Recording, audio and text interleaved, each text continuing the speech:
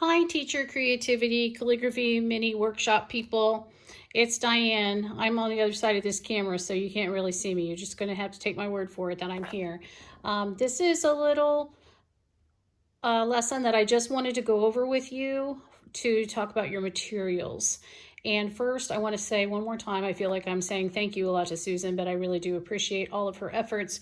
She tripled our budget from last year to this year, and she enabled me to get some really cool items for this class. So there are a million different calligraphy books out there, but the reason why I liked this one is because it says workbook, and there are lots and lots of opportunities for you to just sit and take some of your pens and just do some writing, because the more you practice these little exercises in here, the more you will develop your consistency, and the more consistent you are with the way that you create your letters, the more uniform you are with them, the better overall product you're going to have, and the prouder you're going to be of your efforts.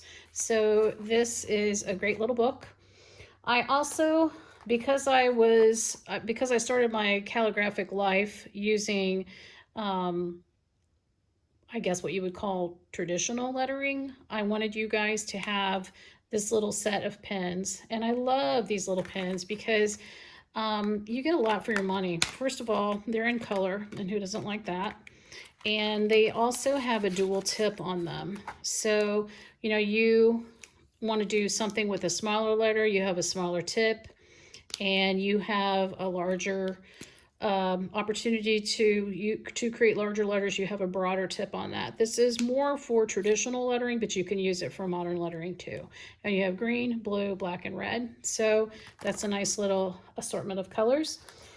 And then this set, these are all black. And the reason that I like these is because if you look on the edges of them, it shows you what size you are, what size each pen is. So these are kind of nice because, to be honest with you, most of the work that you do, it's going to be with black ink, and then you can create some flourishes and designs with color, but this provides a lot of opportunity to use different types of pens. These are firm tips.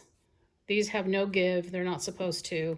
Some of these do. For instance, if you open this one up, you'll notice that it has a rather skinny tip, but depending on how much pressure you apply, you're going to have either a really thin line or a thick line. So that's that set. And then just for funsies, I got these brush pens for you, and this is a very nice, actually it's a pretty cost-effective set because you have 18 pens in here. Each pen has 2 tips, and this is a super fine tip. Like if you're used to using Sharpies, you have well, this kind of Sharpie provides a very thin line for you, and then if you open up your other tip, you have the more traditional brush tip, and look how big that is. You can get a really broad stroke out of that. And if you get bored easily and you want a lot of color variation in your work, this is a nice little set to have.